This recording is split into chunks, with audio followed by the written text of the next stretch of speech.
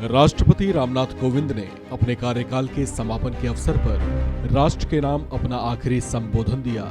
उन्होंने कहा कि 5 साल पहले जनप्रतिनिधियों ने उन्हें चुनकर देश के इस गौरवशाली पद पर आसीन होने का मौका दिया था, जिसके लिए उन्होंने सभी जनप्रतिनिधियों का आभार जताया।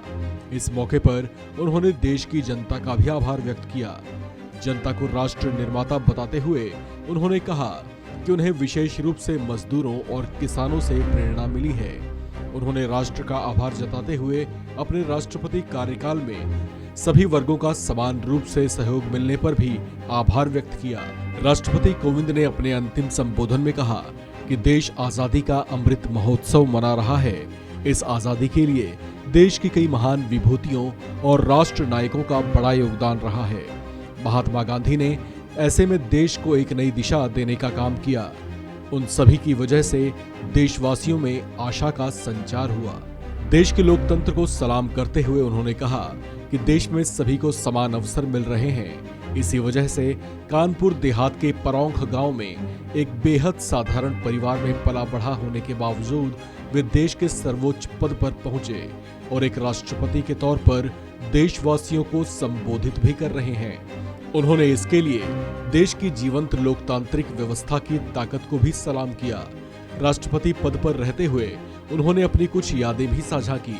उन्होंने कहा कि राष्ट्रपति के तौर पर अपने पैतृक गांव का दौरा करना और अपने स्कूल में बुजुर्ग शिक्षकों का आशीर्वाद लेना उनके लिए जीवन के ना भुलाए जा सकने वाले पलों में से एक रहेगा।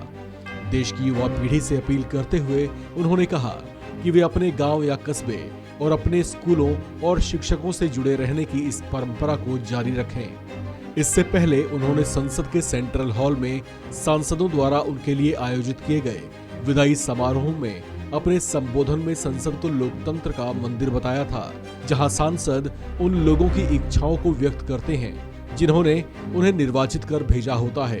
राष्ट्रपति कोविंद ने राजनीतिक दलों से राष्ट्र प्रथम की भावना के साथ दलगत राजनीति से ऊपर उठकर लोगों के कल्याण के लिए जरूरी विषयों पर गंभीरतापूर्वक विचार करने का आह्वान किया था। उन्होंने नागरिकों से विरोध व्यक्त करने और अपनी मांगों को आगे बढ़ाने के लिए गांधीवादी तरीकों को अपनाने की भी अपील की थी।